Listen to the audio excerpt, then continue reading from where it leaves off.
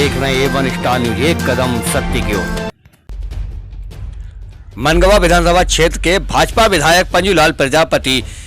जी से विकास कार्य एवं किसान के मुद्दों सहित स्वास्थ्य सेवाओं पर अविनाश द्विवेदी की खास बातचीत।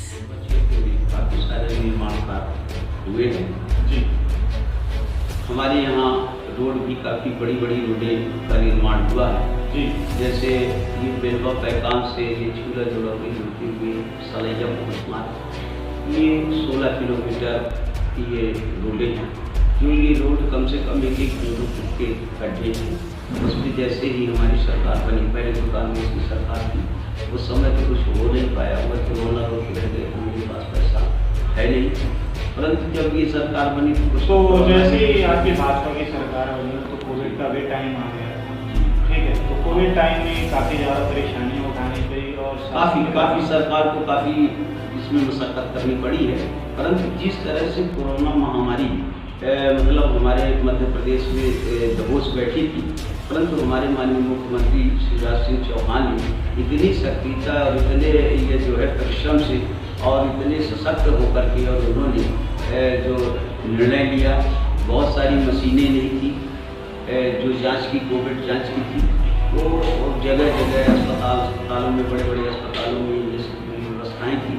और बड़ा नियम और संयम के साथ उन्होंने बात किया जाए तो किसानों के बारे में बात करें तो किसानों के मुख्यमंत्री द्वारा क्या उपलब्धियाँ दी गई हैं और क्या क्या योजनाएं बताया दी गई हमारे किसानों को लाभान्वित किया जाए और किसान एक अच्छी दिशा से कार्य कर सकें। और जैसे वो अनाज बेचते हैं समितियों में, तो उस पर एक अच्छा उनका रेट, एक भाव अच्छा मिलता है, तो उस पर क्या देखिए असल में है क्या कि हमारे यशस्वी प्रधानमंत्री जी ने जो किसान सम्मान निधि 6,000 रुपये किसान को देने किया, उससे किसान को काफ़ी राहत प्राप्त था। परंतु हमारे माननीय मुख्यमंत्री जी सोचे 6,000 रुपये में कम पड़ रहा है हमारे किसान भाइयों को, और इस कारण से अपने मध्य प्रदेश शासन की ओर से उन्होंने 4,000 रुपये और किसान भाइयों को देने का घोषणा किया। और वो 4,000 अगर मिल जाएगा तो 6, 4, 10,000 रुपये अगर प्रत्येक किसान को मिल जाएगा तो किसान को फसल उगाने में, उनकी खाद बीज खरीदने में काफ़ी राहत प्राप्त होगी। तो ये जो 10,000 रुपये मिलेंगे तो ये छमाही मिलेंगे कि नहीं? ये जो है तो ये सालाना पे रहेगा। हाँ। ये सालाना पे रहेगा। जैसे ये 3 किस्तों में मिलना था प्रधानमंत्री वाला, 2 हज़ार रुपये करके मिलना था साल में, और अब ये जो 6 माह में एक बार मिलेगा, 6 माह में 2,000, 6 माह में 2,000, मतलब साल भर में कुल मिला करके 10,000 प्राप्त हो, है ना? ठीक है। और आगे बात किया जाए तो किसानों के बारे में, आवारा पशुओं से काफ़ी ज़्यादा किसान परेशान, उनकी खेती बचती नहीं है, और ये आपके यहीं बसते पूरे मध्य प्रदेश की यही हाल है। देखिए और ये आवारा पशुओं से तो इस पर शासन की क्या योजनाएं, क्या गौशाला वगैरह कैसे क्या निर्माण कराया जी, उसके बारे में? ये गौशाला, ये प्रत्येक पंचायतों में गौशाला निर्माण कराने की बात सरकार ने करा दी है, क्योंकि बात सही है कि गाँवों में फसल होती थी, परंतु आवारा पशु होने के कारण वो बस नहीं पाता, और ये जो है गायें हैं, बैल हैं, अब तो लगा करके लोग छोड़ देते, और वो रात की पड़ती पूरा खेत में खेत साफ करते। किसान मतलब ये आवारा पशुओं से काफ़ी परेशान है। तो माननीय मुख्यमंत्री जी ने प्रत्येक पंचायतों में ये तय किया है कि हर में वहाँ गौशाले का निर्माण होना चाहिए, पर उसके लिए तो कम से कम 4-5 एकड़ की भूमि हो कि गौशाला बने, उनकी चरनी भूमि हो,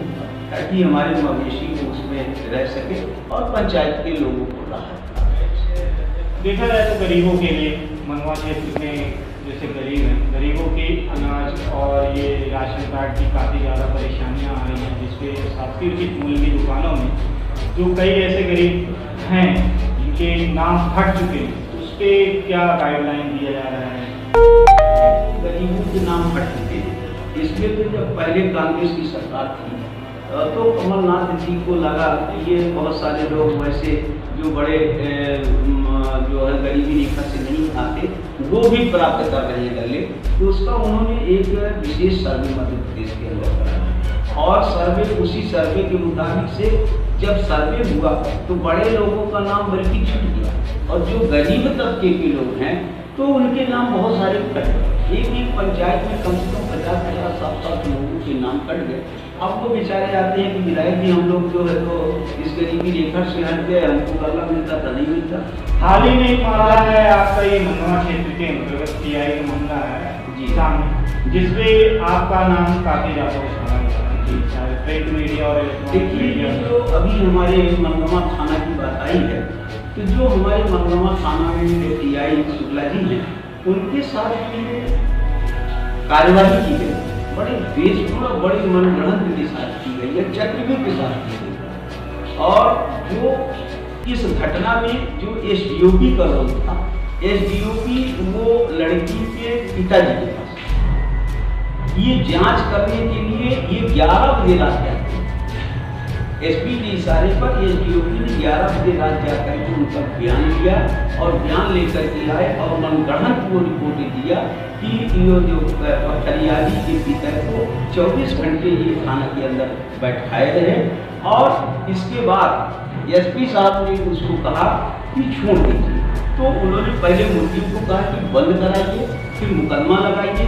बंद किए तो मुकदमा लगाया, मुकदमा लगाने के बाद एसपी साहब ने कहा कि उसको छोड़ दीजिए मुद्दे को, और मुलजिमों को छुड़वा दिया और उसके जो फरियादी के पिता को भी छुड़वा दिया, क्योंकि फरियादी के पिता को वो अपनी स्वेच्छा से बैठा था, क्योंकि उनके यहाँ साकेत लोग जो है उसका घेराबंदी किए थे और उनको बहुत खतरे में पहुँचाया, इसलिए वो भय के कारण वो सोच रहा था कि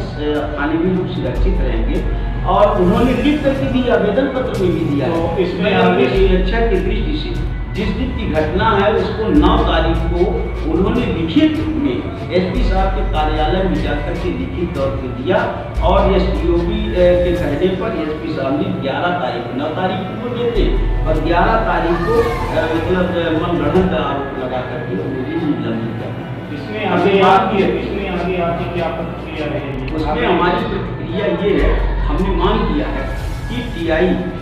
मनगमा शुक्ला जी को जो ये देश में भावना से ये किया गया है तो इसे बहाल किया जाए, बहाल करके पुनः पदस्थापना किया जाए और जो एसडीओपी ने पूर्ण रचित तरह से और उनका गलत दोष लगा करके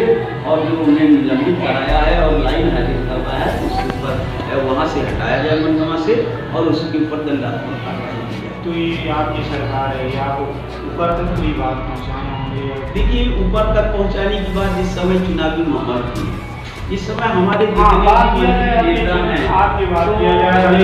चुनाव के उसमें तो बिल्कुल फुर्सती मिली नहीं।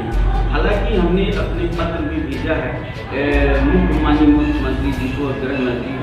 जी को हमने पत्र भेजा है। हमारे कार्यकर्ता लोग जो थे इसमें बहुत दुखी थे कि जो टीआई के साथ जाति तौर पर ये कार्रवाई हुई है, उन्होंने कहा कि अगर 7 दिन के अंदर अगर नहीं होगा तो हम लोगों को विवश होकर के धरना प्रदर्शन